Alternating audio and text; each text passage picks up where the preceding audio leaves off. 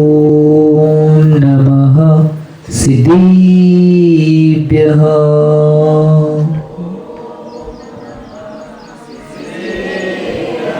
ओम नमः सिद्धेभ्यः।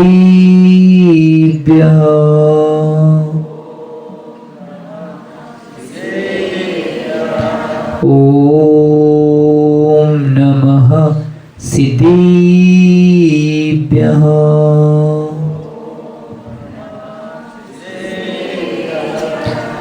पूजाति पूजयतिभिः सुवन्द्यम् संसार गंभीर समुद्र सेतुं ध्याने कनिष्ठं गरिमा गरिष्ठम् आचार्यवर्यं प्रणमामि नित्यं। श्री शांति सागरं प्रणमामि नित्यं। श्री विद्यासागरं प्रणमामि नित्यं। श्री सन्मतिसागरं प्रणमामि नित्यं। जोली चोईसो भगवान की, देवादेव मूल नायक 1008 अष्टम तीर्थंकर श्री चंद्रप्रभु भगवान की, सिद्धांत शास्त्र की, 20वीं सदी की प्रथमाचार्य चाचगति समाधि सम्राट गुरुनाम गुरुआचार्य शांति सागर जी महाराज की, संत शिरोमणि आचार्य गुरु श्री विद्यासागर जी महाराज की, प्रातस्मरणीय शांत मूर्ति वासरत्नगर आचार्य श्री सन्मत सागर जी महाराज की, मम दीक्षा गुरु युवा समान कांति रत्नाचार्य श्री चंद्र सागर जी महाराज की, परम पूज्य आचार्य गुरु श्री समय सागर जी महाराज की, उत्तम तप धर्म की, अहिंसामय विश्व धर्म की, पूज्य गुरुदेव श्री विदेश महाराज की, समस्त हरि का संघ की। भूमिजीन हो, आज सकाळच्या सत्रामध्ये उत्तम तप धर्माचं पूजन आपण पार पाडले आणि त्याच उत्तम तप धर्मावर चिंतन करण्यासाठी आपण इथं उपस्थित आहात। एक गोष्ट लक्षात घ्या, आचार्य भगवंतांनी तपाची व्याख्या करत असताना वेगवेगळ्या ठिकाणी वेगवेगळे वाक्य केलेले आहेत। काही आचार्यांनी तपाची व्याख्या सांगत असताना सांगितले तप्पेती इति तपः, म्हणजे ज्याच्या माध्यमातून तापवलं जाते त्याला तप म्हणतात। काही आचार्यांनी सांगितले मनोनिग्रह तप, म्हणजे मनाचा निग्रह करणे याला तप, म्हणजे मनाच्या चंचलतेला थांबवणे याला सुद्धा तप म्हणलेलं आहे। आचार्य भगवान उमा स्वामीजींनी तत्वार सूत्रीच्या ग्रंथामध्ये इच्छा निरोध तपः म्हणलेलं आहे, म्हणजे इच्छेचा निरोध करणे तप म्हणलेलं आहे। आणि आचार्य भगवंतांनी काही ठिकाणी इंद्रिय मनः निग्रह इति तपः असं सुद्धा म्हणलेलं आहे, म्हणजे मनाचा आणि इंद्रियांचा सुद्धा निग्रह करणे म्हणजे एका ठिकाणी स्थिर ठेवणे याला आचार्य भगवंतांनी तप असं म्हणलेलं आहे। परंतु या तपाच्या वेगवेगळ्या व्याख्या आचार्य भगवंत सांगत असताना, तपाची वेगवेगळी चर्चा सांगत असताना सगळ्यात महत्वाची बाब काय असेल की जीवनामध्ये सगळ्यात महत्वाची बाब तप ही सगळ्यात महत्वाचं आहे। कारण की आचार्य भगवान उमा स्वामीजी तत्वार सूत्रीच्या या ग्रंथामध्ये म्हणतात तपसाच निर्जरा। याचा अर्थ काय की तप केल्यामुळं आमच्या जीवनामध्ये कर्माची निर्जरा होणार आहे, ही सगळ्यात मोठी बाब आहे। आज जर भगवतपणाला प्राप्त करणे, सुखाला प्राप्त करणे, सिद्धत्वाला प्राप्त करणे, अरिहंत पदाला प्राप्त करणे, त्याच्या पुढे जाऊन सम्यक्त्व बनणे, प्रतिमाधारी बनणे, मुनी महाराज बनणे, आर्यिका बनणे, या सगळ्या गोष्टी आहेत। त्या सगळ्या गोष्टी प्राप्त करण्यासाठी कर्माची निर्जरा आवश्यक आहे। मिथ्यात्वाचं हनन करण्यासाठी एकाचे प्रकृतींचा क्षय उपशम क्षयोपशम झाल्यानंतर मिथ्यात्वाचं हनन होऊन निश्चितरूपाने सम्यक्त्वाची प्राप्ती होते। ते मग क्षयोपशमिक सम्यक्त्व असेल, औपशमिक सम्यक्त्व असेल आणि शायिक सम्यक्त्व असेल। पंचम काळामध्ये शायिक सम्यक्त्व होणार नाही, कारण की शायिक सम्यक्त्वासाठी नियम आहे केवली श्रुत केवलींचं पादमूल आवश्यक आहे। त्या पादमूलामध्येच निश्चितरूपाने शायिक सम्यक दर्शनाची प्राप्ती होते। आम्ही चिंतन करणं आवश्यक आहे. कुठलीही जर अवस्था प्राप्त करायची असेल तर त्यामध्ये सगळ्यात मुख्य अवस्था आहे कर्माची निर्जरा करणे. आणि या निर्जरेसाठी आवश्यक गोष्ट असणारी कोणता असेल तर त्याचीच चर्चा आज आपल्याला करायची. ते उत्तम तप आहे, ही गोष्ट लक्षात घ्या. ज्याच्यामुळं कर्माची निर्जरा होणार आहे, ज्याच्यामुळं कर्म हनन होणार आहे आणि ज्याच्यामुळे निश्चितपणे आम्ही भगवतपणाच्या दिशेनं आमचा प्रवास चालू ठेवणार आहे, त्यालाच आचार्य भगवंतांनी उत्तम तप म्हणलेला आहे. ही गोष्ट लक्षात घ्या. त्याचं चिंतन मनन करणं आवश्यक आहे. आज बऱ्याच गोष्टी प्राप्त करताना बरीच काही ज्यांना धर्माचं ज्ञान नाही अशी बरीच लोक येतात की महाराज आमच्या मुलग्याचं लग्न होईना, आमच्या मुलगीचं लग्न होईना, अमुक हे कार्य जीवनामध्ये होऊन झाले, हे जीवनामध्ये कार्य होऊन झाले, ते जीवनामध्ये कार्य झालं. एक गोष्ट लक्षात घ्या, जीवनातली कुठलीही कार्य करायचं असेल जोपर्यंत पाप कर्माचं निश्चितपणे निर्जरा तुम्ही करणार नाही तोपर्यंत पुण्याची प्राप्ती होणार नाही आणि त्याच्यामुळे ती कामं होणार नाही. म्हणून मी सांगालोय सगळ्यात महत्वाचं काय असेल तर तप आहे. दोन्ही अपेक्षेत मोक्ष मार्गाच्या अपेक्षेने सुद्धा सगळ्यात उत्कृष्ट काय असेल तर तप आहे. संसार मार्गाच्या अपेक्षेने सुद्धा उत्कृष्ट काय असेल तर तप उत्कृष्ट आहे. ही गोष्ट लक्षात घ्या. आम्ही याचं चिंतन करणं आवश्यक आहे. कारण की आमच्या जीवनामध्ये या गोष्टीचं चिंतन मनन करणं आवश्यक आहे. कारण की एका ठिकाणी नीतिकारांनी सुद्धा म्हणलेलं आहे, तन मिला है तो तप करो, करो कर्म का नाश, रवि शशि से भी अधिक है तुम्हें दिव्य प्रकाश. आचार्य भगवान विद्यासागर महाराज म्हणतात की जीवनामध्ये निश्चितपणे हे शरीर मिळालेलं आहे तर त्या शरीराच्या माध्यमातून निश्चितपणे तुम्ही तप करा. कारण की तपामुळेच कर्माची निर्जरा होणार आहे.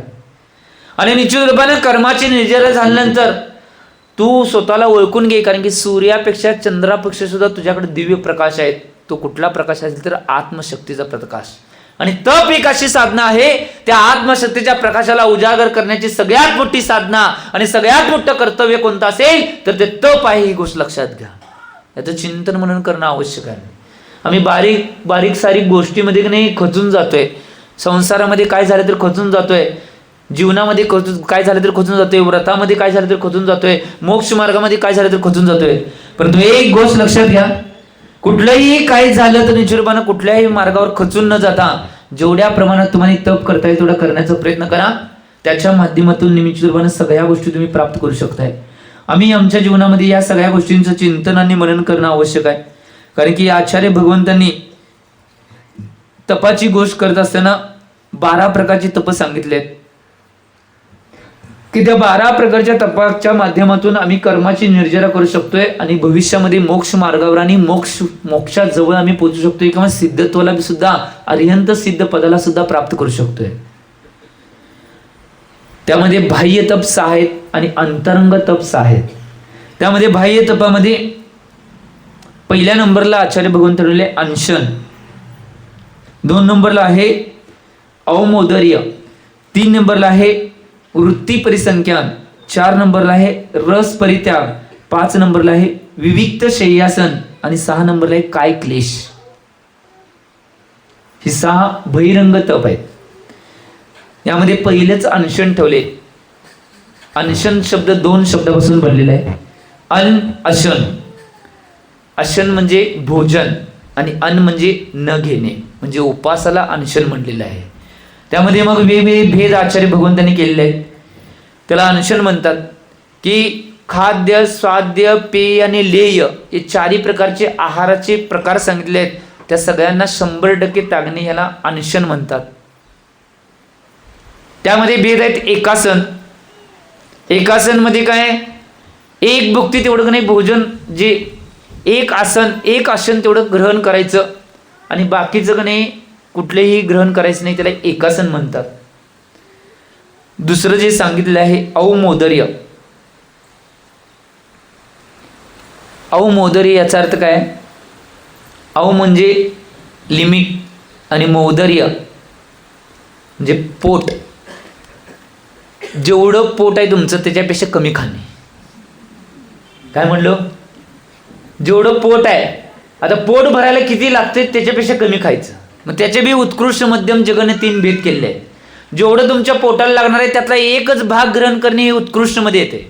अवमोदर्य जे तप आहे, जेवढं पोटाला लागणार आहे त्याचे निम्म खाणं म्हणजे निश्चितपणे मध्यम मध्ये येते. आणि जेवढं पोटाला लागतं त्याच्या 75% खाणे याला का नाही जगन्यमध्ये घेतलेलं आहे. आणि सगळं खाणे हे जगन्यमध्ये नाही. चिंतन करणं आवश्यक आहे. एक गोष्ट लक्षात घ्या. त्याच्यानंतर आहे वृत्ती परिसंख्यान, की हे तुमच्यासाठी नाही सोडा, हे महाराज माताजी ऐलक शुल्लक शुल्लिक आहे, की विधी धरायची, आकडे धरायचे, प्रतिज्ञा करायची आणि मग आहार ग्रहण करायचा. बऱ्याच जणांना वाटत होतं महाराजजी काहीतरी करल्यात, महाराजजी 9 दिवस झाले तप करल्यात, हे कोणाला काय माहीत नव्हतं.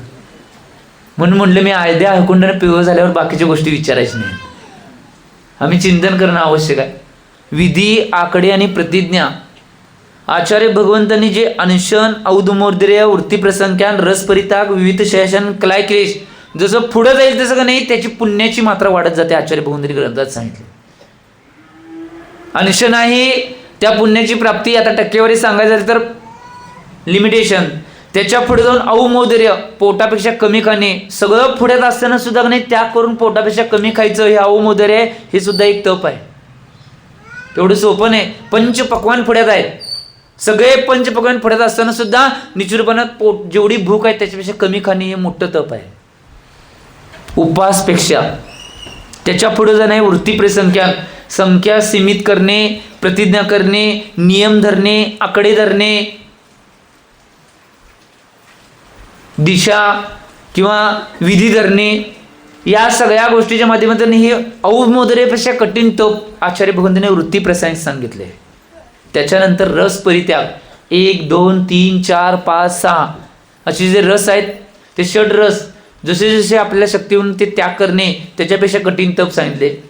आणि त्याच्या पुढे जाऊन विविक्त शय्यासन, म्हणजे एकांत निर्जन स्थानामध्ये बसणे, झोपणे किंवा एका कुशीवर झोपणे, याला विविक्त शय्यासन म्हणतात. ते बी पाटावर, जमिनीवर अशी गोष्टी सांगितल्या आहेत. त्याच्यामध्ये निश्चित त्याच्यानुसार झोपणे. आणि शेवटचं आहे ते सगळ्यात महातप, जे बाह्य तपामधील एक महातप आहे कायक्लेश. जेवढे शरीराला नाही शक्तीनुसार पीडा देतील तेवढे द्यायच्या.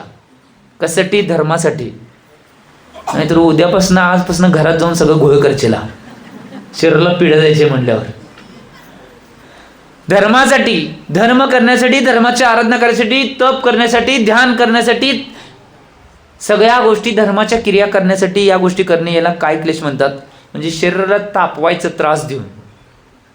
एका ठिकाणी बसलं तर उशीरपर्यंत बसायचं. तुम्ही करायला की आता रोज तप 3-3.5 तास बसायला येतं. उदक चंदन तपच आहे की. काय क्लेश?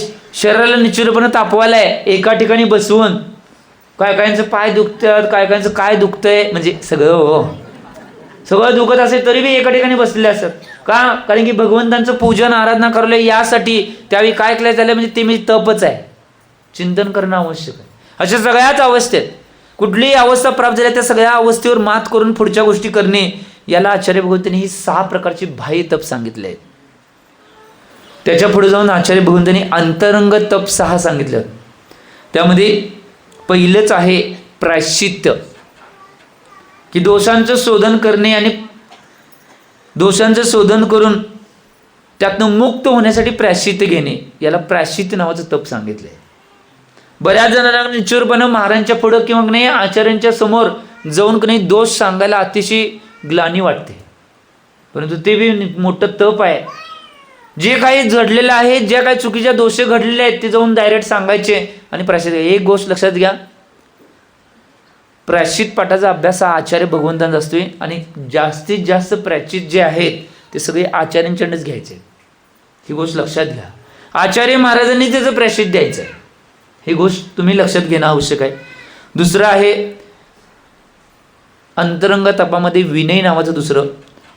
गुण किंवा गुणी किंवा गुणवान जे आहेत त्यांच्याप्रती आदरभाव ठेवणे. जर अनादर भाव ठेवला तर तो निश्चित रूपानं दोषास पात्र होणार आहे, तो निश्चित रूपानं प्रायश्चित्तास पात्र होणार आहे. परंतु गुणवान जे आहेत त्यांच्यापाशी आदरभाव ठेवणं आवश्यकच आहे. कारण की इथं जरी की नाही कुणाखंड वाचला, मी मागच सांगितले कुणी कुणाकडं बी वाचून देत ना ह्या जगात, परंतु कर्माच्या कोर्टातनं कोण वाचत नाही. चिंतन करणं आवश्यक आहे. त्यामुळे विनय भाव असा आहे की आचार्य भगवंतांनी सांगितलेलं आहे की आम्ही आमच्या जीवनामध्ये विनय एक अशी कला आहे की त्या विनयामुळे नाही मुक्तीचा मार्ग सुद्धा मिळणार आहे. त्या विनयामुळे निश्चित रूपानं मोठ्या माणसांच्या मध्ये सन्मान सुद्धा मिळणार आहे. त्याच्या विनयामुळे निश्चित रूपानं तुमच्या जीवनामध्ये तुमच्या आत्म्याची उन्नती सुद्धा होणार आहे. म्हणून आचार्य भगवंत कुंदकुंद स्वामीजींनी त्यांच्या ग्रंथामध्ये म्हणलेलं आहे विनयम मोक्षम द्वारम. मोक्षाचं खरं द्वार काय असेल तर ते विनयच आहे आणि ते तप आहे. निश्चित रूपानं आम्ही चिंतन करणं आवश्यक आहे. काही झालं तर जे गुणवान आणि गुणी आहेत त्यांच्याविषयी आदर सन्मान असणं आवश्यकच आहे. ते कोण काय आहेत, कशाची काय अवस्था हे बघण्याची आवश्यकता नाही. त्यांचा विनय आदर सत्कार आम्ही करणं आवश्यकच आहे. ही गोष्ट लक्षात घ्या. याचं चिंतन करणं आवश्यक आहे. त्यामुळं 2 नंबरचं जे बहिरंग अंतरंग तप आहे त्यामध्ये विनय. तिसरं आहे वैयावर्त. तिसरं जे तप आहे शरीर आणि अन्य उपयोगी वस्तू आहे याच्याद्वारे सेवा आणि शुश्रूषा करणे याला वैयावर्त म्हणतात. वस्तूंच्या माध्यमातून सुद्धा म्हणलेलं आहे आणि शरीराच्या माध्यमातून शरीराची वैयावर्ती करणे. आहारमध्ये वस्तू देणे, आहारमध्ये औषध दान देणे, त्याच्यानंतर नाही महाराजांना मोक्ष मार्गासाठी आवश्यक पिंची कमंडोल शास्त्र जपमाळ या सगळ्या गोष्टी देणे हे सुद्धा निश्चितपणे वैयावर्तीमध्ये येते. कारण की मी काय म्हणलो शरीर आणि अन्य वस्तू ज्या मोक्ष मार्गासाठी उपयोगी वस्तू आहेत त्या निश्चित रूपाने देणे याला आचार्य भगवंतांनी वैयावर्त म्हणलेलं आहे. शरीराची सेवा तर आहेच, बाकीची मोक्ष मार्गाची सुद्धा सेवा आवश्यक आहे. ही गोष्ट महत्त्वाची आहे. त्यामुळे या माध्यमातून वैयावर्त करू शकताय. आणि त्याच्या पुढे जाऊन तिसरं जे अंतरंग तप सांगितले स्वाध्याय. स्वाध्याय आळस त्यागून ज्ञानाभ्यास करणे त्याला स्वाध्याय म्हणतात. आळस त्यागायचं आहे. नाही तर स्वाध्याय बरेच जण मला येऊन सांगतात महाराज पुस्तक हातात घेतले झोप येते. ही गोष्ट लक्षात घ्या. ज्ञानावरणी कर्मामुळे ती याले पुरुषार्थ करायला पाहिजे ना. जर पुस्तक घेतल्यावर झोप येत असेल तर भविष्यामध्ये लिहून ठेवा. आचार्य भगवंतांनी सांगितले स्मृतिभ्रंश होण्याचा रोग भविष्यात होणार आहे, लिहून ठेवा. आज जर ज्ञानाभ्यास करत असेल ना, ग्रंथांचा अभ्यास स्वाध्याय करत असताना निश्चित रूपाने जर आम्हाला आळस येत असेल जास्तीत जास्त प्रमाणात आणि त्या आळसावर जर विजय आम्ही प्राप्त करण्याचा पुरुषार्थ केला नाही तर भविष्यात स्मृतिभ्रंश होणार आहे, हे लिहून ठेवा. काळ्या दगडावली पांढरी रेष आचार्य भगवंतांनी नीतिशास्त्रामध्ये सांगून ठेवलेलं आहे. चिंतन करणं आवश्यक आहे. त्याच्या आधीच आम्ही सजग होणं आवश्यक आहे. काही झाले तर निश्चित रूपानं ज्यावेळी ज्ञानाभ्यास स्वाध्याय आम्ही करतोय ग्रंथांचा त्यावेळी कोणत्याही पद्धतीत आळस येता कामा नये. कारण की हे सुद्धा निश्चित रूपानं तप आहे. आणि त्याच्या पुढे जाऊन सांगितले वित्सर्ग. हे 5 नंबरचं आहे. वित्सर्ग याचा कायोत्सर्ग म्हणते बघा. काय वित्सर्ग म्हणजे शरीरावरलं ममत्व सोडणे याला कायोत्सर्ग म्हणतात. म्हणजे वित्सर्ग हा तप आहे की शरीरावरली ममत्व जप घालणे म्हणजे न आता पहिल्या अवस्थेमध्ये जप होत नाही म्हणून आम्ही काय करतोय पंचपरमेष्ठींचा कुठल्या तर मंत्राचा नाही सहारा घेतोय आणि जप घालतोय. परंतु ज्यावेळी साधना होईल त्यावेळी साधना होईल त्यावेळी नाही जप घालत असताना जप नाही घातला तर चालते, परंतु भावना करायची आहे की माझं शरीर माझं नाही, शरीरावर माझा कुठला मोह नाही, ही भावना करणे म्हणजेच वित्सर्ग आहे. ही गोष्ट लक्षात घ्या. ही सामान्य अवस्था आहे की जप घालणे नमोकारचा जप घालणे या सामान्य अवस्था आहेत. परंतु खरा कायोत्सर्ग काय असेल तर शरीरावरली ममत्व सोडायचं हा खरा कायोत्सर्ग आहे. ही गोष्ट लक्षात द्या. आणि ते तप आहे तेवढं सोपं नाही, लगेच होते. लगेच बसलो आणि झालं शरीराला ममत्व सुटलं असं होणार आहे वे. तेवढं सोपं असतं तर लगेच सगळीजण मोक्षाला गेली असते. बघ बघ बघ इथं बसल्यावरच ऐकल्या अरे अरे चालले अरे चालले असं मोक्षाला हो असं झालं असतं तर लई झालं असं जाते तुम्ही. एवढं सोपं असतं तर लई जणांनी लई मग काही एसीत बसून घरात बंगल्यात बसून कुठं बसून गाडीतनं कुठनं बी गेली असती मोक्षाला. हा गाडीच वर नेते. देखो आचार्य भगवान विद्यासागर महाराज म्हणायचे कायम जो वन गए वो बन गए, जो वन गए वो बन गए और घर रहे वो डूब गए. काय म्हणलो? जो वन गए वो बन गए और जो घर रहे वो डूब गए. जी घरात राहणार आहेत ती डुबणार आहेत आणि जी वनामध्ये जाणार आहेत, ज्यांनी निश्चितपणे वैराग्य धारण करून वनामध्ये जी जाऊन तप करणार आहेत तीच बनणार आहेत. ही गोष्ट लक्षात घ्या. आचार्य भगवंतांचं वाक्य होतं. आम्ही चिंतन करणं आवश्यक. त्यासाठी सगळ्यात महत्वाचा गोष्ट तप आहे.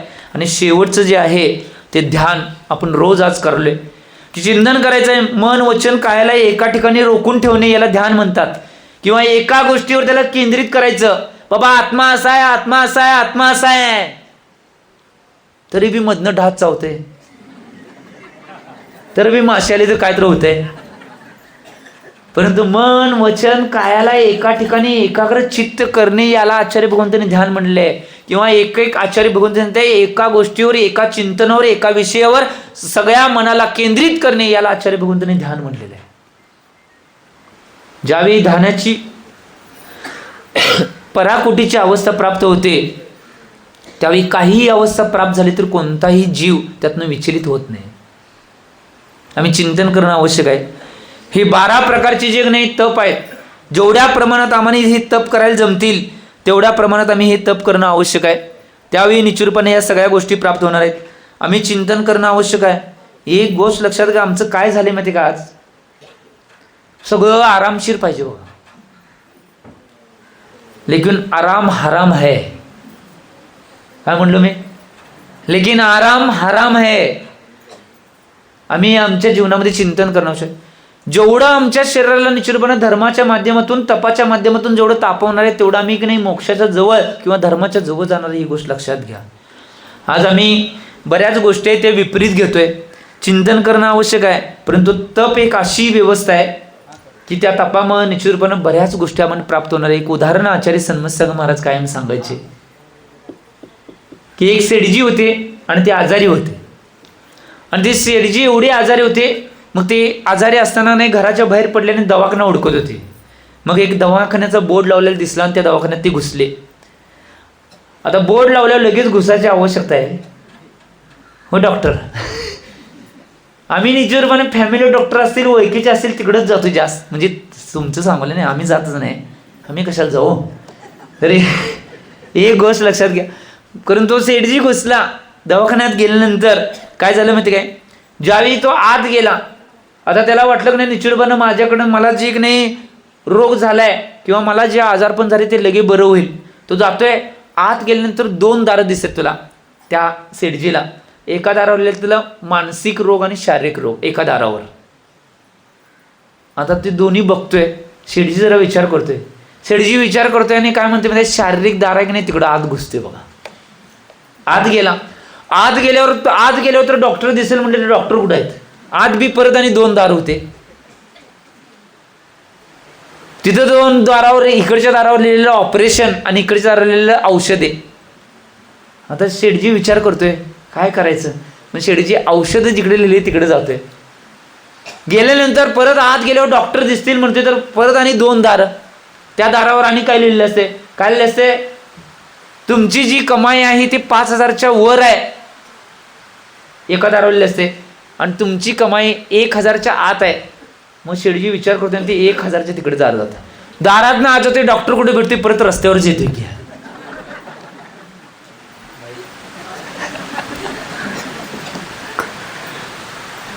एक गोष्ट लक्षात घ्या, आम्ही आमच्या जीवनामध्ये अशाच घटना करतोय हो. ही काही त्या शेठजीची घटना नव्हती, तुमची आमचीच आहे. आम्ही असंच करतोय. एक गोष्ट जी आहे ती कधी उजागर करत नाही, जे नाही ते करायला बघतोय. कसं काय मिळणार आहे? मिळणार नाही. एक गोष्ट लक्षात घ्या, तो शेठजी निश्चितपणे त्याचं सगळं दुखणं होतं, गप सगळ्या स्टँडर्ड लिटीला जर वापरला असता आणि गेला असता तर त्याच्या शरीराचं ऑपरेशन होऊन तो चांगला झाला असता. तसं तुमच्या आत्म्याचं पहिलं ऑपरेशन करा त्याच वेळी निश्चितपणे. आणि एक गोष्ट लक्षात घ्या, आत्म्याचं ऑपरेशन करण्यासाठी सगळ्यात मोठी चिकित्सा काय असेल तर ते तप चिकित्सा आहे. ही गोष्ट लक्षात घ्या. त्या आत्म्याचं ऑपरेशन त्या तप चिकित्सेच्या माध्यमातून होणार आहे. त्यावेळी तुमचे शारीरिक असतील, मानसिक असतील, कोणत्याही प्रकारचे रोग असतील, सगळे रोग नष्ट करण्याची शक्ती फक्त त्या तपामध्ये आहे. त्याच्या पुढे जाऊन त्याच्या पुढचा सगळ्यात मोठा रोग आतापर्यंत डॉक्टरना बी माहीत नसेल, जन्म जरा आणि मृत्यू रूपी रोग आहे. त्या रोगाला सुद्धा नाश करण्याची क्षमता फक्त तप रूपी चिकित्सामध्ये आहे. ही गोष्ट लक्षात घ्या. तुम्ही बाह्य चिकित्साच करत बसलाय अजून. इंजेक्शन घ्या, सलाईन लावा, ऑक्सिजन लावा, BP चेक करा, गोळ्या घ्या, हे चिकित्सा करा. अंतरंगाची चिकित्सा करायची राहिल्या. आम्ही याचं चिंतन करणं आवश्यक आहे. जोपर्यंत आम्ही या गोष्टी करणार नाही तोपर्यंत काही होणार नाही. जोपर्यंत या सगळ्या गोष्टींना आम्ही पार करणार नाही तोपर्यंत जीवनामध्ये काही प्राप्त होणार नाही. ही गोष्ट लक्षात घ्या. म्हणून आम्ही आमच्या जीवनामध्ये एक गोष्ट लक्षात घ्या, या सगळ्या गोष्टींच्या पासून काढून जीवनाला आम्ही एका मेन गोष्टीवर नेणं आवश्यक आहे. कारण की बघा, आज तपाची अवस्था सांगत असताना आचार्य भगवंतांनी वेगवेगळे वाक्य केले. इच्छा निरोध तप सांगितले. इच्छांचा पहिला निरोध पाहिजे. त्याच्यानंतर मनाची जी प्रवृत्ती आहे त्या प्रवृत्तीला रोखणे सुद्धा तप म्हणलेलं आहे. किंवा अंतरंग आणि बहिरंग तपाच्या प्रकारे त्याच्या माध्यमातून तप केला जातोय.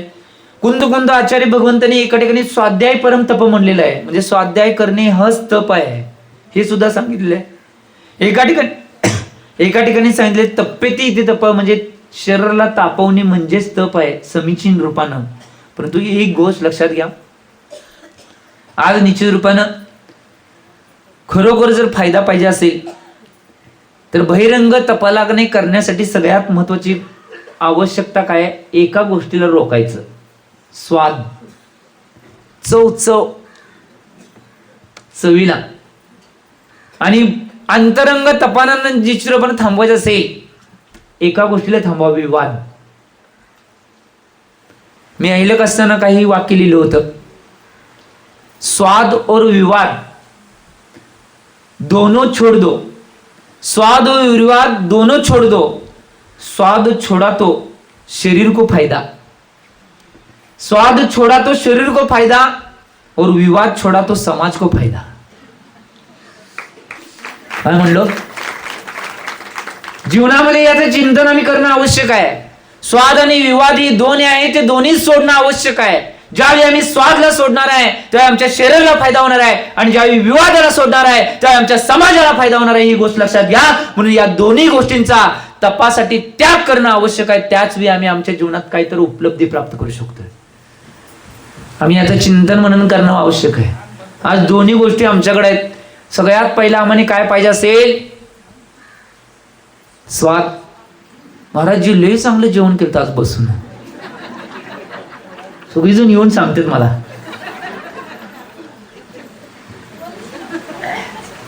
आणि दुसरी काय घटना महाराजांना सांगत असतील, महाराज आज इथे हे झालं, ह्यांच्यात हे वाद विवाद परंतु दोन गोष्टी सोडल्या तर लई माणसांना तुमच्याला बी फायदा होणार आहे आणि समाजाला बी फायदा होणार आहे.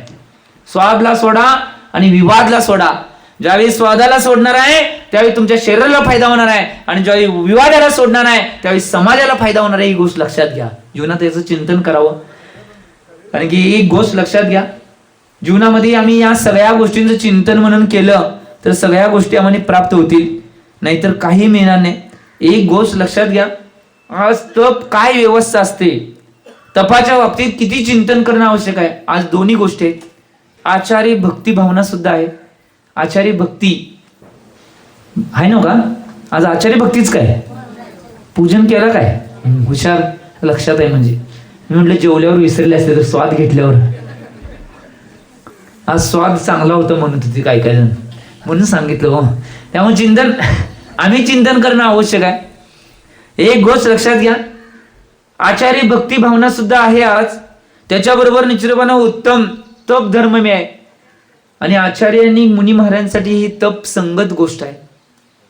आज निश्चितपणे याचं चिंतन मनन करणं आवश्यक आहे. तप किती महत्वाचं आहे हे एक गोष्ट लक्षात, वृत्ती परिसंख्यान हे नावाचं तम की आज जीवनामध्ये निश्चितपणे एवढ्या उपलब्धीनं प्राप्त करून देणार आहे. अनशन असेल, अवमोदरी असेल, त्याच्या पुढे जाऊन जे तपाचे सगळे प्रकार आहेत त्या तपाच्या प्रकारांच्या माध्यमातून रस परित्याग असेल, काय क्लेश असेल, विनय असेल, असे बरेच जे 12 प्रकार सांगितले ते सगळे प्रकार आहेत. त्याच्या माध्यमातून प्रत्येक गोष्टीची एक गोष्ट जरी उचलली तरी प्रत्येक वेळी फायदा आहे. मी तुम्हाला घेऊन चाललोय मध्य प्रदेशातल्या कटनी नगरामध्ये.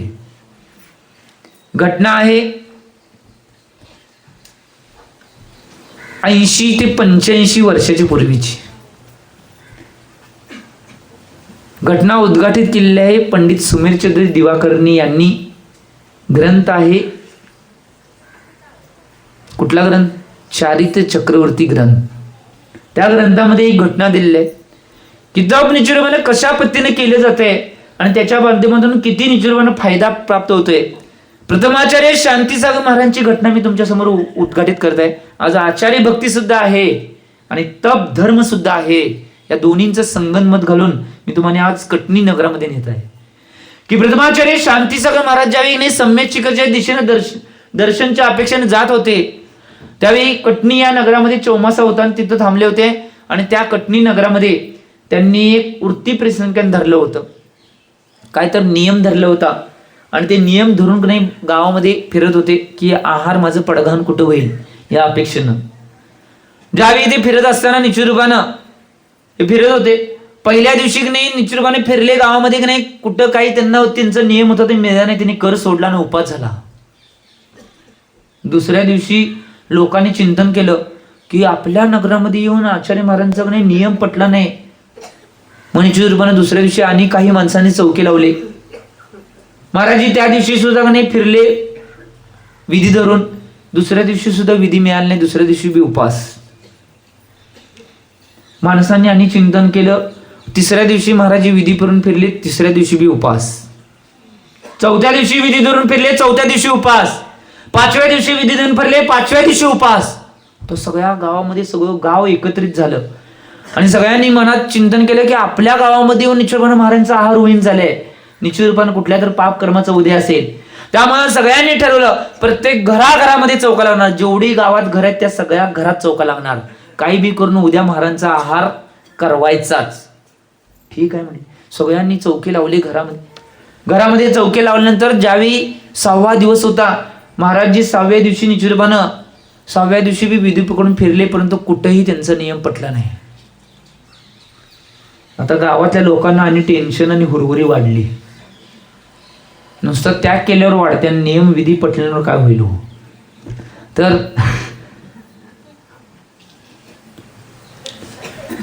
सगळी चर्चा झाली आणि सगळ्यांनी निचुरबानं परत 7व्या दिवशी उडी तयार केली.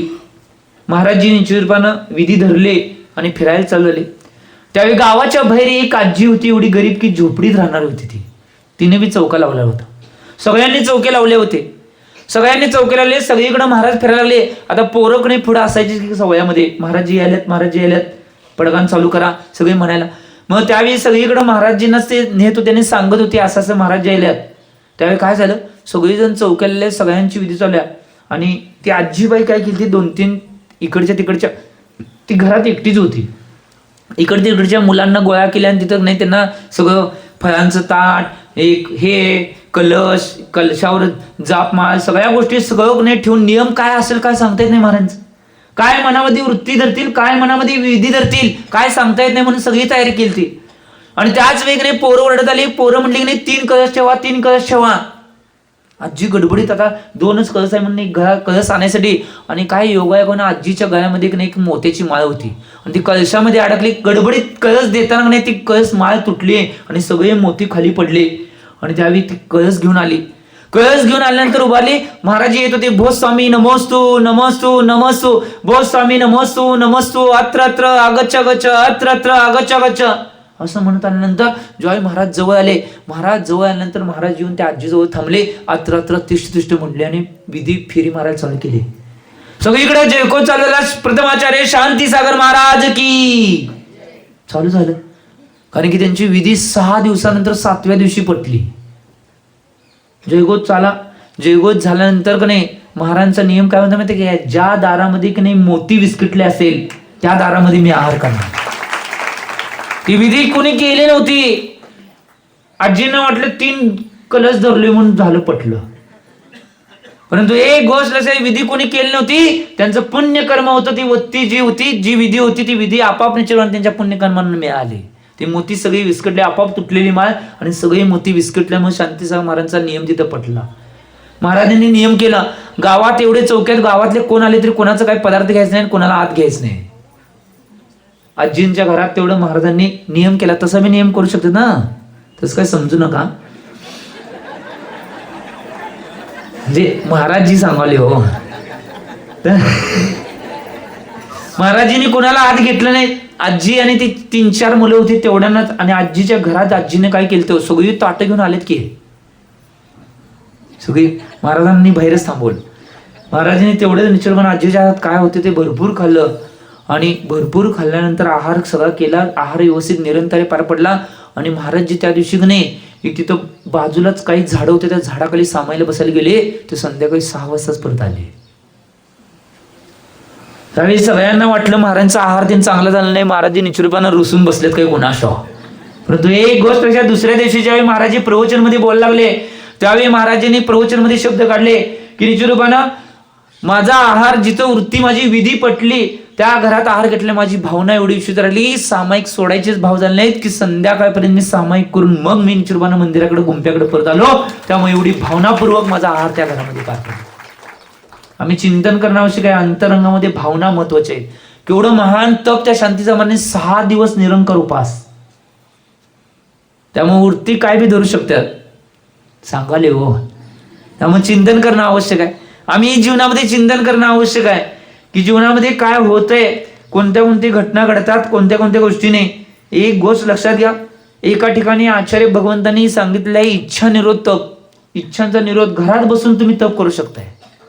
घरात भावना झाली आज गुलाबजामुन खायची, खायचं नाही, त्याला द्यायचं नाही. इच्छा निरोध तप. तिथं बसून तप झालं हो. इच्छा झाली ती गुलाबजामुन खायची परंतु गुलाबजामुन शरीराला दिलं नाही म्हणजे ती इच्छांचा निरोध झाला. तप केला तिथं बसून. कुणाला तर शिवी द्यायची भाव झाली द्यायची. कुणाला तर भांडायचं भाव झाले भांडायचं. कुणाला मारायचे भाव झाले मारायचं. कुणाला काहीतरी बोलायचे भाव झाले बोलायचं. कुणाला काहीतरी चिडवायचे भाव झाले चिडवायचं. म्हणजे सांगाले इच्छा निरोध तप काय सांगाले हो. मी कुणाला काय म्हणाल नाही सगळी माझ्याकडे बघाले तो होय. इच्छा निरोध तप काय सांगाले. कुठल्याही परिस्थितीला कुठल्याही अवस्थेला प्राप्त होऊन निश्चितपणे तुम्ही इच्छांचा निरोध केला तरी ते तप आहे. ही गोष्ट लक्षात घ्या. याचं चिंतन म्हणून आम्ही करणं आवश्यक आहे. मी तर लय करतोय आज कंट्रोल करतोय. मी तर काय करतोय माहिती काय माझी खासियत सांगतो. मला असं काहीतरी नाही लय उफाळून यायला वाटलं तर मी माझं मीच म्हणते control Vidyasagar control Vidyasagar control Vidyasagar. झालं तिथंच एंड करायचं आणि सोडून टाकायचं. डिलीट. ती भावनाच डिलीट. हाही चिंतन करणं आवश्यक नाही. नंतर निश्चितपणे कुठल्या गोष्टी होतील त्या गोष्टी होतील परंतु त्यावेळी निश्चितपणे या गोष्टीला आम्ही करणं आवश्यक आहे. कारण की एक गोष्ट लक्षात घ्या आम्ही आमच्या जीवनामध्ये या गोष्टीचं चिंतन करणं आवश्यक आहे. या गोष्टीचं चिंतन केलं नाही तर काय होणार नाही. कारण की इच्छा लय वाईट आहे हो. सगळ्यांना वाटतं लय सोपं आहे. सगळ्यांना लय वाटतं लय सोपं आहे. इच्छा बुरी बला है. इच्छा बुरी बला है पूरी न हो तो क्रोध बढ़ता है. इच्छा बुरी बला है पूरी न हो तो क्रोध बढ़ता है और पूरी हो तो लोभ बढ़ता है. काय म्हणलं मी. इच्छा बुरी बला है पूरी न हो तो क्रोध बढ़ता है और पूरी हो तो लोभ बढ़ता है. इच्छा बुरी बला है. आम्ही आमच्या जीवनामध्ये चिंतन करणं आवश्यक आहे. इच्छा एवढी वाईट एक घटना आहे की इच्छा पुरी केला तर निश्चित पुरी नाही केला तर क्रोध वाढतोय. असं का झालं नाही. आज 100%तली की नाही 60% लोक आहे की नाही पहिले जे सांगितले त्याच्यामुळे टेन्शन मध्ये आणि दुःख आहे. मी सांगतोय की जगामध्ये की नाही काही माणसं का दुःखी आहेत. लग्न झालं नाही म्हणून दुःखी आहेत. अजून लग्न झालं नाही म्हणून दुःखी आहेत काही माणसं. काही माणसं का दुःखी आहेत लग्न झाले परंतु पोरं बाळ नाहीत म्हणून दुःखी आहेत. काही माणसं का दुःखी आहेत लग्न झाल्यात पोरं बाळ बी झाल्यात परंतु पोरं ऐकत नाहीत म्हणून दुःखी आहेत. आणि काही माणसं का दुःखी आहेत लग्न झालंय पोरं बाळ झाल्यात पोरं बाळ ऐकत्यात परंतु शेजारी जास्त श्रीमंत आहे म्हणून दुःखी आहेत. इच्छा ही म्हणून मी सांगितलं इच्छा बुरी बला है पूरी न हो तो क्रोध बढ़ता है और पूरी हो तो लोभ बढ़ता है. जर इच्छा पूर्ण झाल्या तर लोभ वाढतोयच हो. 1000 रुपये मिळवायची इच्छा असली 1000 रुपये मिळाले आता पुढे इच्छा लोभ वाढलाच बघा. 1,00,000 कसं मिळतील? 1,00,000 मिळाले, इच्छा एक पूर्ण झाल्या तरी बी गप नाही घडी. कोट रुपये कसे होतील? कोट रुपये मिळाले तरी बी गप कुठं आहे? 10 कोटी कशी होतील? 10 कोटी बी मिळाले, अब्ज कशी होतील? अब्ज बी मिळाले, 10 अब्ज कसे होतील? त्याच्या पुढं आणि काय? बर त्याच्या पुढं आणि मिळालं 10 अब्ज मिळालं, समजा जगावर माझ्या राज्य व्हायला पाहिजे, सगळ्या जगात मी श्रीमंत पाहिजे अशी आणि भावना. ते बी झालं तरी गप बसणार नाही कधी. ते होत नाही सोडा लगेच, एवढं सोपं आहे ते सगळं. चिंतन करणं आवश्यक आहे. त्यामुळे इच्छा अशा आहेत, त्या इच्छांना जेवढ्या निश्चितपणे ह्याच्यात ठेवता येईल तेवढं ठेवण्याचा प्रयत्न करा. कारण की आमच्या जीवनामध्ये या सगळ्या गोष्टी आम्ही चिंतन मननामध्ये आणणं आवश्यक आहे. कारण की जीवनामध्ये तप अतिशय महत्वाचं आहे. कारण की या गोष्टी केल्याशिवाय बाकीच्या कोणत्याही काही गोष्टी होणार नाही. आणि तप किती महत्वाचं आहे. आचार्य भगवान नेमिचंद्र सिद्धांत देवानी गोमटसार कर्मकांड या ग्रंथामध्ये उदाहरण दिलेलं आहे की किती तप महत्वाचं आहे. आज बऱ्याच जण होते, मी नियम घेतलो, मी इच्छांचा निरोध केलो, मी तप केलो, मी आराधना केलो, मी भक्ती केलो, मी पूजा केलो, काय फायदा मिळणार आहे? आम्ही चिंतन करणं आवश्यक आहे. आचार्य भगवान नेमिचंद्र सिद्धांत देव म्हणतात की आज पंचम कालामध्ये हीन सहन नाही आणि हुंडक काळ चालू आहे. हा हुंडक काळ म्हणजे काय माहिती काय? हुंडक काळ एक अनंत वर्षानंतर एकदा एक हुंडक काळ होतो, तो विपरीत काळ असतो. त्याच्यात विपरीत घटना घडतात सगळ्या, आणि त्या काळामध्ये आम्ही जन्म घेतलाय. तो हुंडक काळ चालू आहे. हुंडा अवसरपणी काळ त्याला म्हणतात. की जे नियम असते ते नियम बी मोडतात या काळामध्ये. मी मागे सांगितले हुंडक काळात नियम काय मोडतात. जसं चक्रवर्तीचा कधी पराजय होत नाही, परंतु पहिलेच चक्रवर्ती कोण, त्यांचा पराभव झाला. तीर्थंकरांना कधी कधी मुली होत नाहीत. पहिल्याच तीर्थंकरांना 2 मुली, ब्राह्मी आणि सुंदरी. अशी बरेच घटना आहेत. नियम काय आहे? सगळ्या तीर्थंकर जे होणारे जीव आहेत त्यांचा जन्म हा अयोध्येमध्येच होतोय आणि मोक्ष हा शिखरजीवरच होतोय. परंतु या हुंडक काळामुळे काय झालं माहिती काय? बरेच तीर्थंकर इतर जन्म घेतल्यात आणि काही तीर्थंकर निश्चितरूपानं सम्यक शिखरजी सोडून मोक्षाला गेल्यात. हे हुंडक काळाचा परिणाम आहे. पुढे जाईल त्याचा काळ सगळा विपरीतच बनून जाणार आहे.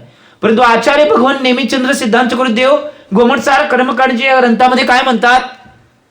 या पंचम काळामध्ये हीन सहन असताना या हुंडक काळामध्ये तुम्ही जन्म घेतलाय. चतुर्थ काळामध्ये कोणी व्यक्ती जर 1,00,000 वर्ष, 1,00,00,000 वर्ष आणि 1 असंख्यात वेळेपर्यंत जरी सामायिकला ध्यानाला बसला आणि या हुंडक काळामध्ये, या पंचम काळामध्ये, या हीन सहनामध्ये फक्त 1 अंतर्मूर्त सामायिक बसला तर त्याच्यापेक्षा हे श्रेष्ठ आहे. हे आचार्य भगवंतांनी सांगितले. साधना त्या चतुर्थ काळामध्ये 1,000 वर्ष जरी उपास केला कोणी व्यक्ती आणि या पंचम काळामध्ये, हुंडक काळामध्ये, या हीन सहनाच्या काळामध्ये 1 उपास केला तो 1,000 उपासापेक्षा श्रेष्ठ आहे. चिंतन करणं आवश्यक आहे. किती संधी आहे. त्यामुळे जेवढं तप करेल तेवढं आमच्या खात्यात पडणार आहे. त्यामुळे आम्ही जेवढं करता येईल तेवढं करणं आवश्यक आहे.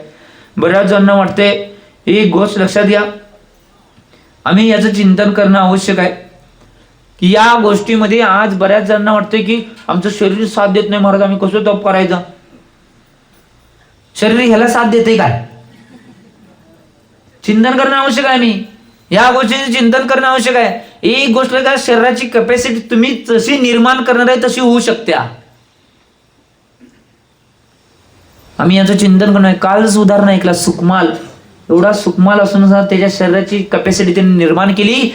पाय रक्त बंबाळ होऊन सुद्धा कुठली भावना नव्हती. मांडी खाल्ली तरी कुठली भावना नव्हती, कारण की त्याला सत्य काय होते ते कळलं. आम्ही चिंतन करणार. आमच्या आत्मशक्तीला जागृत करा. नाहीतर सिंहाचं पिल्ल असून बकऱ्यांच्या मध्ये मॅ मॅ मॅ करत बच्चीला. आम्ही जैन असून नुसतं आम्ही मॅ मॅ मॅ मॅ करत बच्चीला. चिंतन करणं आवश्यक आहे या गोष्टीचं. आम्ही जागृत करा आमच्या आत्मशक्तीला. आत्मशक्ती जेवढी जागृत होईल तेवढ्या निश्चितपणे तुमचं कल्याण आहे. जेवढ्या प्रमाणात तुम्ही तप करणार तेवढ्या प्रमाणात तुमचं कल्याणाचा मार्ग मिळणार आहे. ही गोष्ट लक्षात घ्या. त्यामुळं या सगळ्या गोष्टीचं चिंतन तुम्ही करावं, कारण की एवढी महत्वाची अवस्था आहे. आज निश्चितपणे तप एक अशी क्रिया आहे.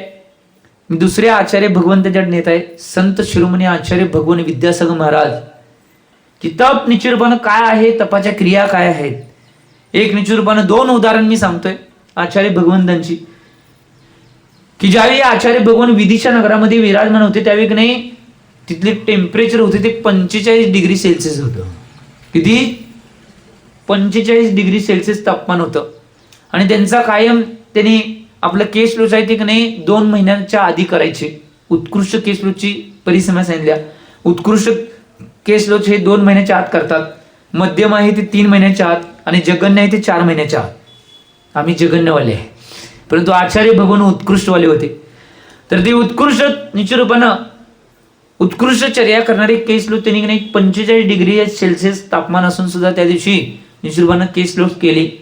बऱ्याच जणांना वाटलं आता 45 डिग्री सेल्सिअस तापमान आहे आणि आचार्य महाराजांचं काय अवस्था होईल, तरी सुद्धा साधनेमध्ये अडीच तास साधनेमध्ये आचार्य भगवान बसून कोणतीही भावना न करता अतिशय भावपूर्वक ते निश्चित रूपानं तप करू लागले. आणि बसले होते ते नाही जिथं उन्हाची परिसीमा होती ते कोपऱ्यावर, वर मंदिरच्या एका ठिकाणी कोपऱ्यावर बसले होते. आता त्या दिवशी उपास आहे, केस लोच झालेला आहे, वर आकाशामध्ये 45 डिग्री सेल्सिअस तापमान आहे, तरी सुद्धा तपाला बसल्यात. परंतु एक गोष्ट लक्षात घ्या, तपाचा महिमा असा आहे की कोण निर्विकल्पपणे निश्चितपणे जो व्यक्ती तप करणार आहे त्या तपाचं पुण्य एवढं फलित होणार आहे की आचार्य भगवान बसले आणि त्याच वेळी आपाप आकाशामध्ये काळे ढग आले, थोड्याच वेळात पाऊस पडायला आपाप चालू झाला. ही तपाची परिसीमा आहे.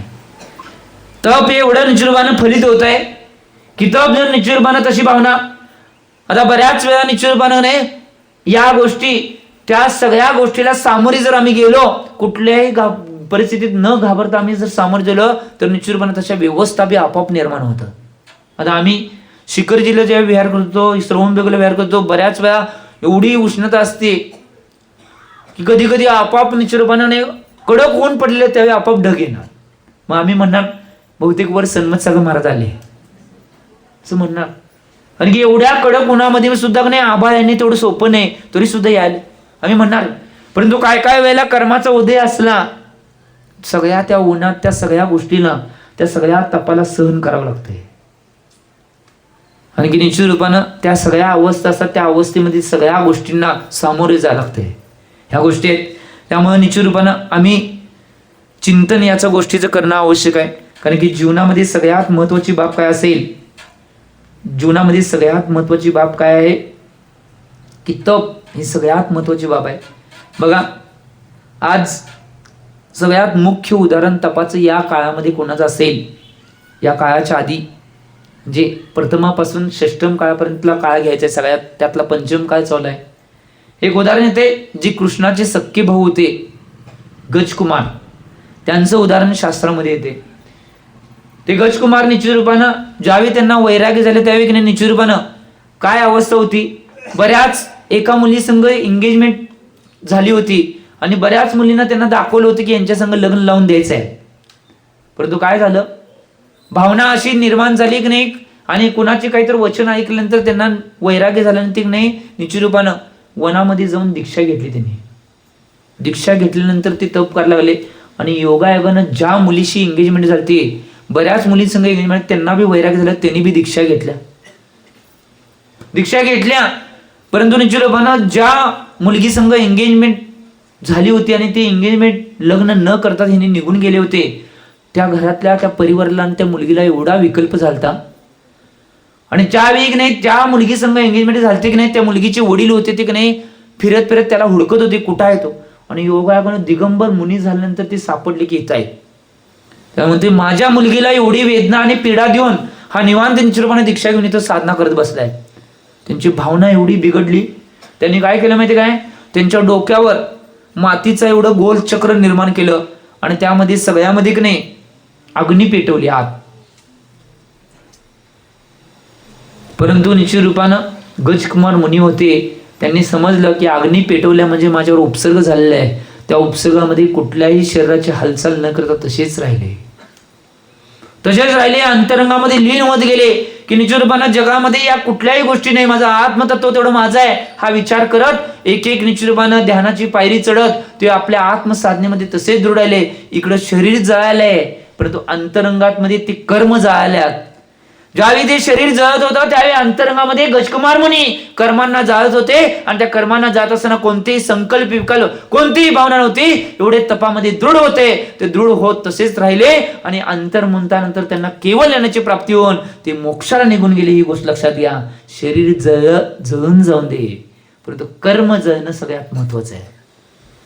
की एक गोष्ट लक्षात घ्या, जीवनामध्ये सगळ्यात महत्वाची बाब काय असेल, की आमच्या जीवनामध्ये सगळ्यात आवश्यक बाब काय असेल, तर सगळ्यात महत्वाची बाब कर्माला जाणणं सगळ्यात महत्वाचं आहे. आम्ही आमच्या जीवनामध्ये सगळ्यात महत्वाची बाब जोपर्यंत कर्माला जाणणार नाही तोपर्यंत काही होऊ शकणार नाही. त्यासाठी उपासामध्ये स्थिर राहा, अनशन करता त्यावेळी स्थिर राहा, कुठलीही भावना आणू नका, काय नाही, निर्विकल्प. आणि मला एक सांगा, उपास केल्यानंतर भाव बिघडून काय उपयोग आहे? काय उपयोग आहे? काय मिळणार आहे? आता कधी कधी तर आमचा अंतराय झाला तर कोणी बरीच माणसं येते, महाराज असं कुठं झालं, काय झालं, काय मिळणार आहे म्हणलं, ग बसा की. आता काय सांगून करून काय होणार आहे काय? 3 काळ तसं होणार नाही. मग निश्चित रूपानं आनंदानं त्या गोष्टीला सहन करे ना. उलट निश्चित रूपानं दोघांच्या कर्मामुळे तो अंतराय आलाय. उलट आनंदामध्ये तो अंतराय सहन केल्यानंतर तिथं कर्माची निजर आहे, कारण ते तप आहे. अंतराय झाले म्हणजे ते तप आहे. निश्चित रूपानं प्रत्येक क्षणाला अनंत गुणित कर्माची निर्जरा प्रत्येक क्षणाला चालू आहे. त्यामुळे याचं चिंतन करणं आवश्यक आहे. जे करायला मिळते ते तप जेवढ्या प्रमाणात शक्तीनुसार आपल्या करणं आवश्यक आहे. त्यामुळे चिंतन करा. यामुळं या गोष्टीचं चिंतन आम्ही करणं आवश्यक आहे. कारण की एक गोष्ट लक्षात घ्या, उपवास म्हणजे काय असेल, आपल्या उपयोगाला म्हणजेच मनाला विषयांपासून वाचवून आत्म्यापर्यंत घेऊन जाणे म्हणजे उपवास आहे. उपवास, उप म्हणजे आत्मा आणि वास म्हणजे त्याच्याजवळ जाणे.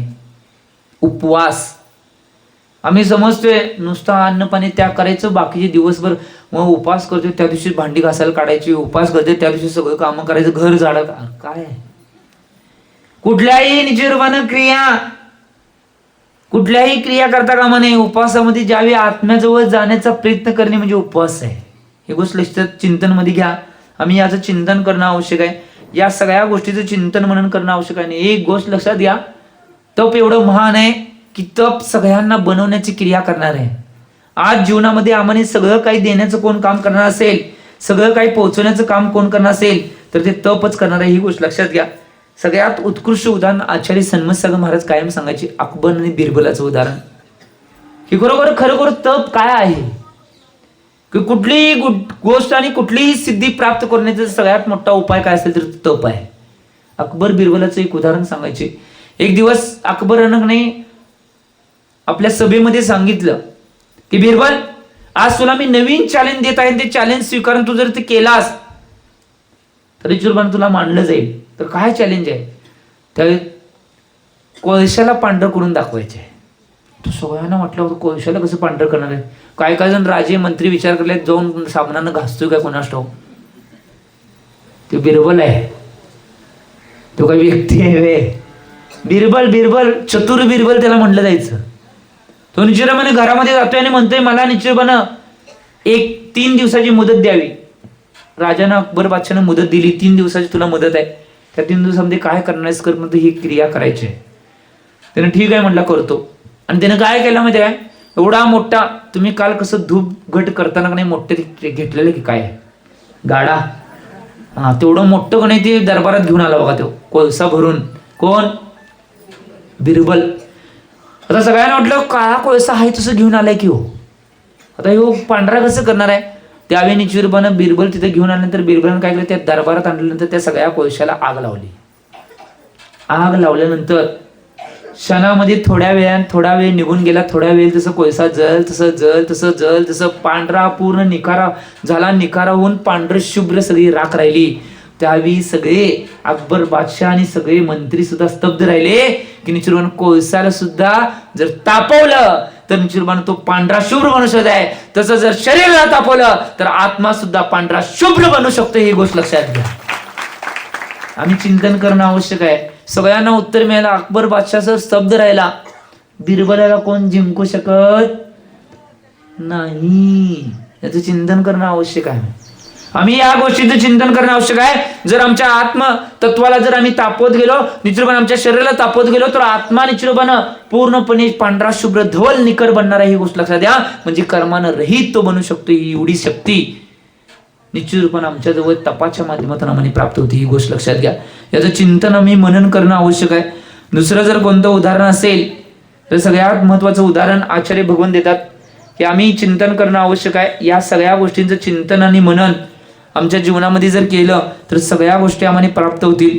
आणि या गोष्टीचं चिंतन मनन जर जीवनामध्ये केलं नाही तर कुठल्याच गोष्टी प्राप्त होणार नाहीत.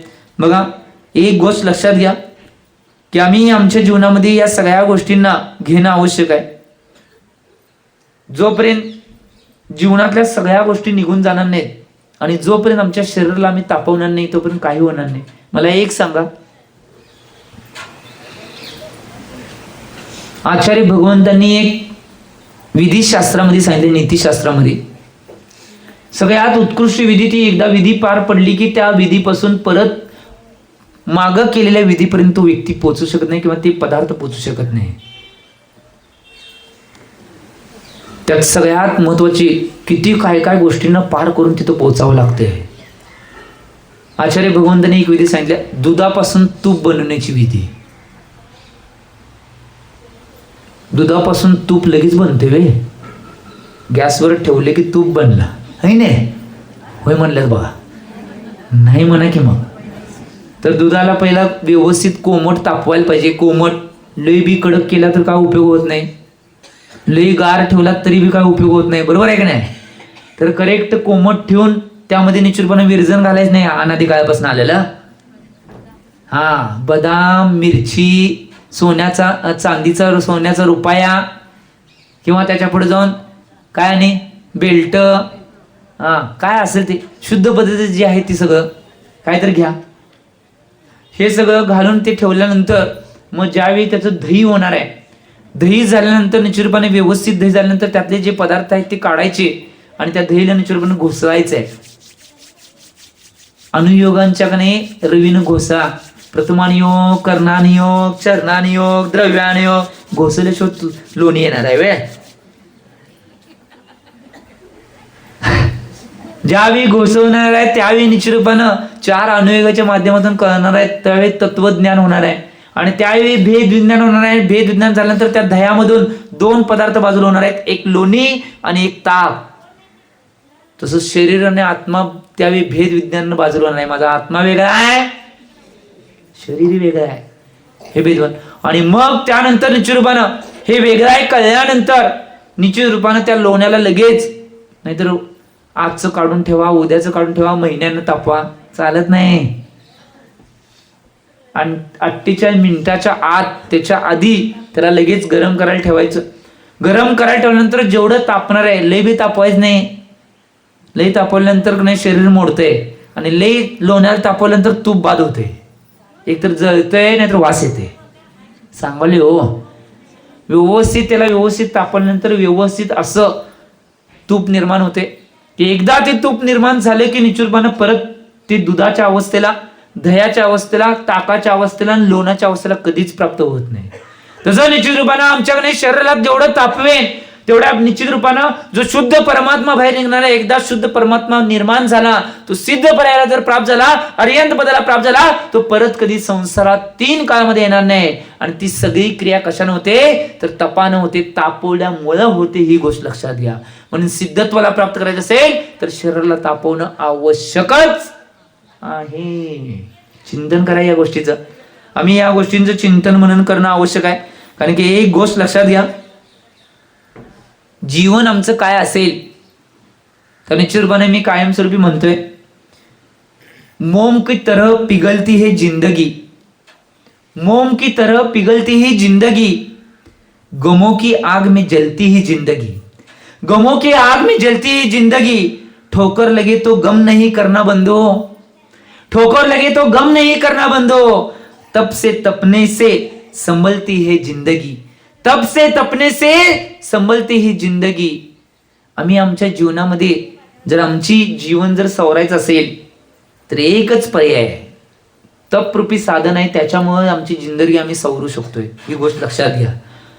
आमचे जीवन जरी मोमबत्तीप्रमाणे वाया चाललं असेल, मेणाप्रमाणे वाया चाललं असेल तर जाऊन दे, परंतु तपामुळे नाही ते जीवन सुधरू शकतोय. गमाच्या आगमध्ये आमचं जीवन चाललंय, अंतरंगात विचार करलोय, इच्छा इच्छा आकांक्षा, इच्छा आकांक्षा आज चालू आहे सगळं. परंतु काही पिण्याची गरज नाही, काही पिऊ नका. तप रूपी एक शस्त्र असं आहे की त्या शस्त्रामुळे तुमचं जीवन सवरू शकतंय आणि तुमचं जीवन निखरू शकतंय आणि तुमचं जीवन आदर्श बनू शकते. ही गोष्ट लक्षात घ्या. ते तप तुमच्या जीवनात आणण्याचा प्रयत्न करा. ही गोष्ट महत्वाची आहे. आम्ही या जीवनामध्ये या सगळ्या गोष्टींचं चिंतन मनन करणं आवश्यक आहे. आणि एक गोष्ट लक्षात घ्या, तप काय असेल जीवनामध्ये, तप काय असेल तर सगळ्यात महत्वाची बाब एक गोष्ट लक्षात घ्या, तप जीवनामध्ये जेवढ्या प्रमाणात तुमच्या शरीराला तापवता येईल तर तापवण्याचा प्रयत्न करा. बरीच जण म्हणतात कशाला एवढं तापालाय.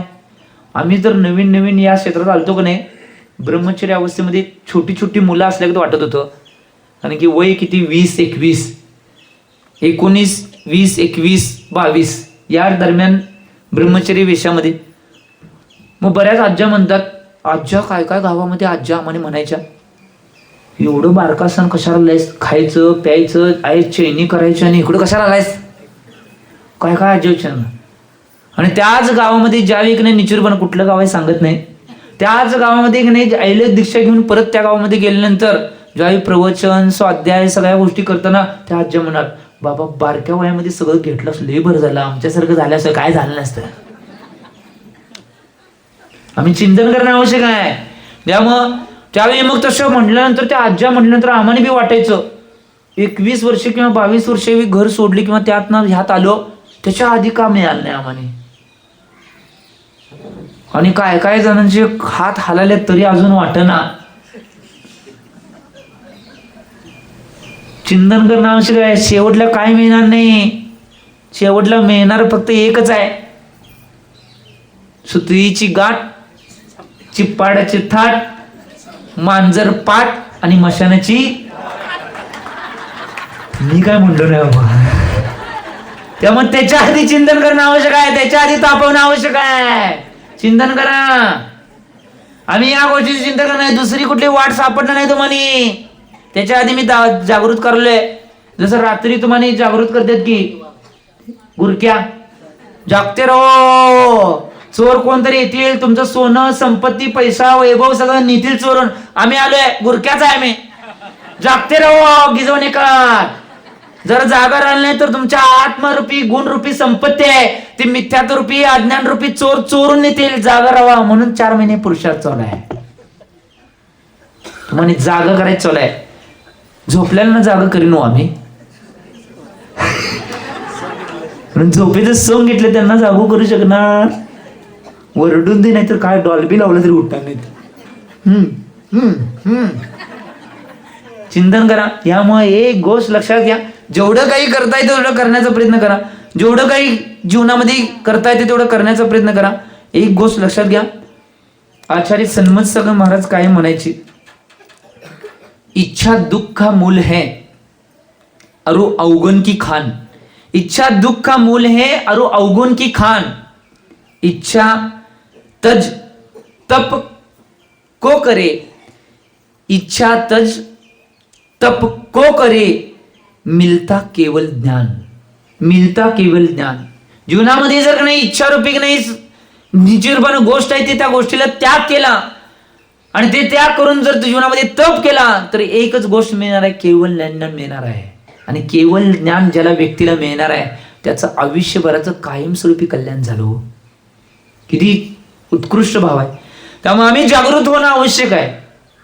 जागृत होणं आवश्यक आहे. जागा होणं आवश्यक आहे. जाग करायची वेळ आहे त्यावेळी जर जाग झालं नाही परत कोण येईल कोणास ठाऊक. डॉक्टरांनी परवा व्याख्यानामध्ये सांगितले की एवढ्या वर्षानं आता कळलं आणि आता जागा झालं नाही तर आणि किती वर्ष जाणार हो डॉक्टर. हा कुणास ठाऊक. आम्ही चिंतन करणं आवश्यक आहे या गोष्टीचं. कुणास ठाऊक किती काय काय जाणार आहे, काय काय होणार आहे कुणास ठाऊक. त्यामुळे जेवढ्या लवकर आम्हाला जागा होतील तेवढा जागवण्याचा प्रयत्न करा.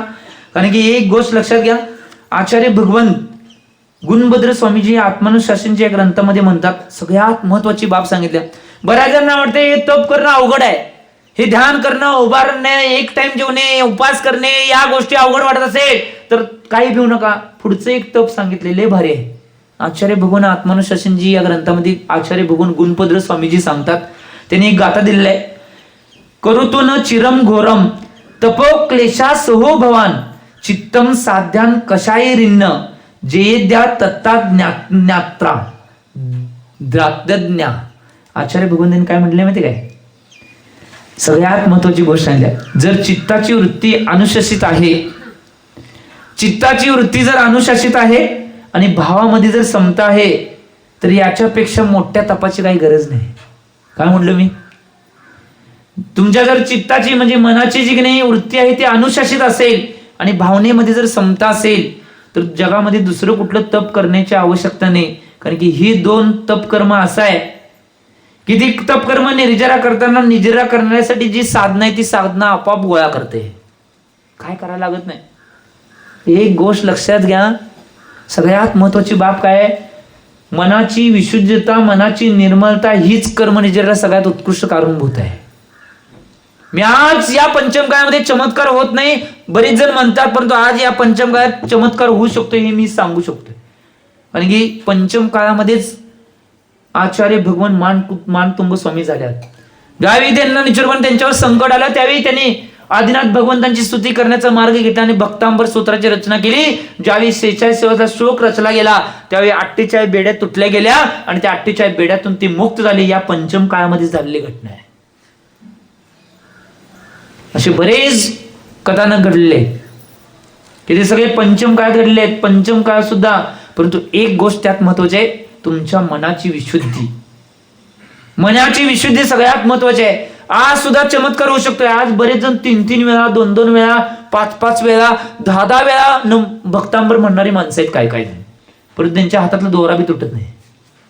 बेड्या तुटत लांब, हातातला दोडा, गळ्यातला कंडा, अंगठी काय तुटत नाही. बेड्या तुटायचं तर लय ना.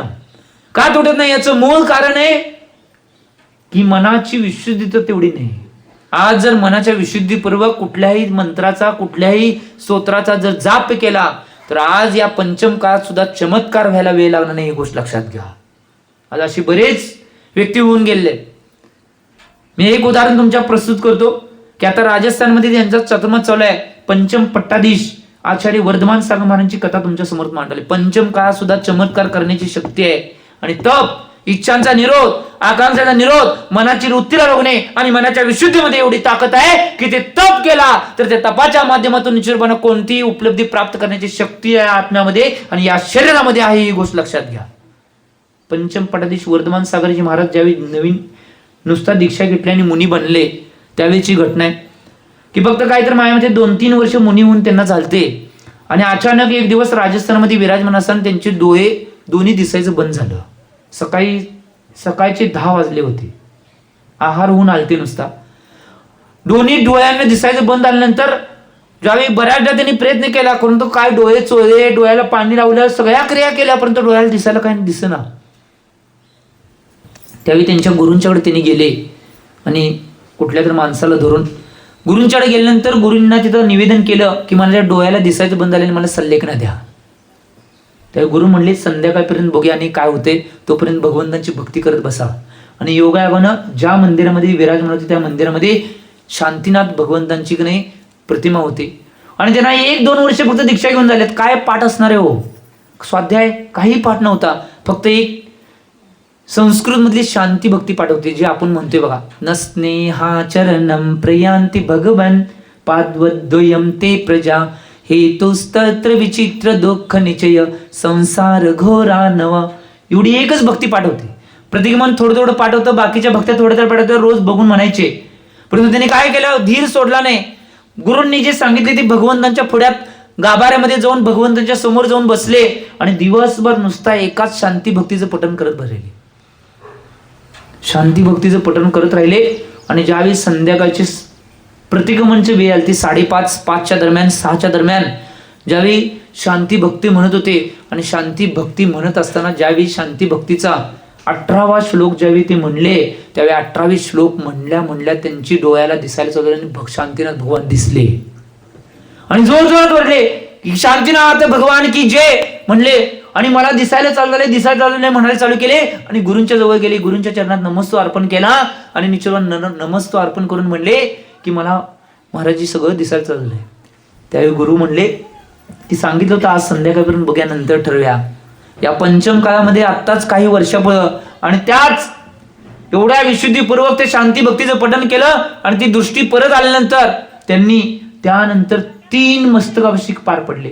12 1 12 12 24 12 36 म्हणजे 36 वर्ष त्या दीक्षा अवस्थेमध्ये. आज 3 नाही 4 परवाचा 4था मस्तकाभिषेक त्यांच्या सानिध्यात झाला.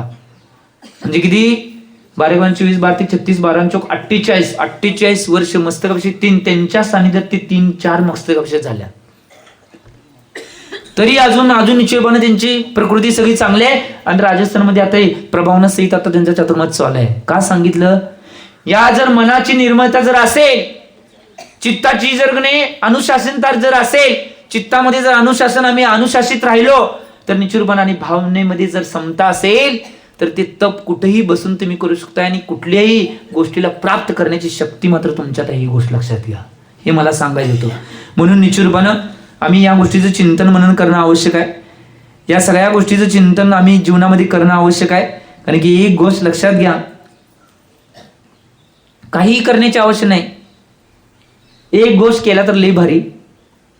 न जग को त्यागो, न जग को त्यागो, न हर किसी को भूलो, न हर किसी को भूलो, जाओ जिंदगी में बल्कि दुनिया में ऐसे रहो जैसे कमल रहता है पानी में.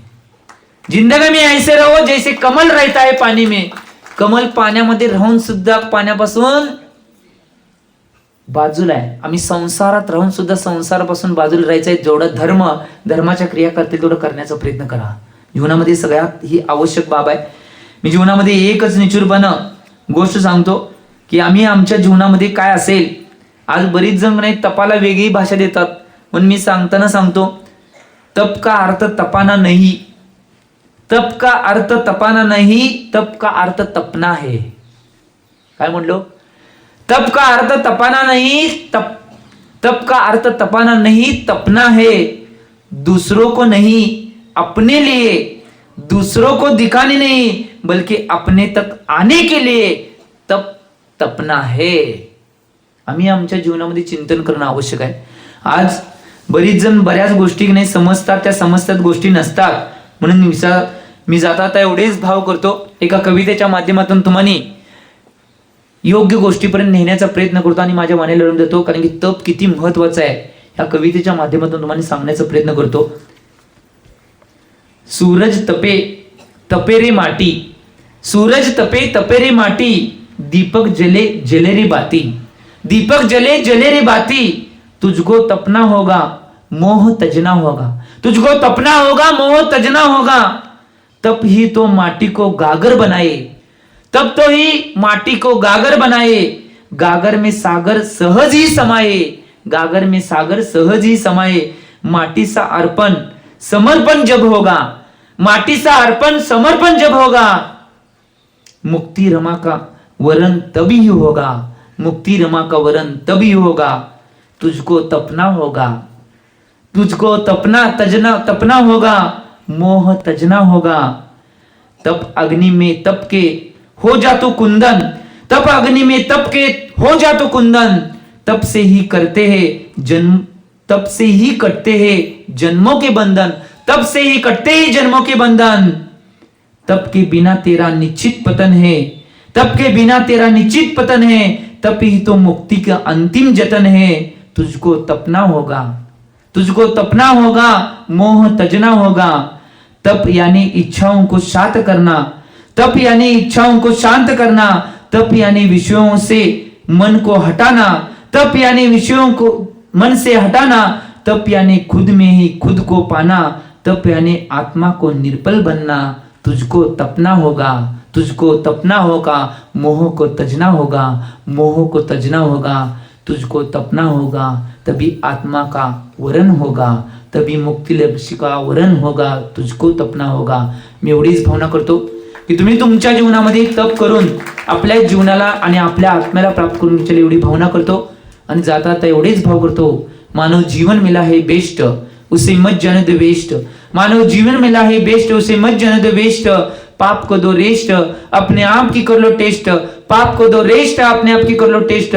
तभी हम सबको मिलेगा मौज का वरिष्ठ, तभी हम सबको मिलेगा मौज का वरिष्ठ। जो बोलो आचार्य भगवान श्री सन्मति सागर जी महाराज की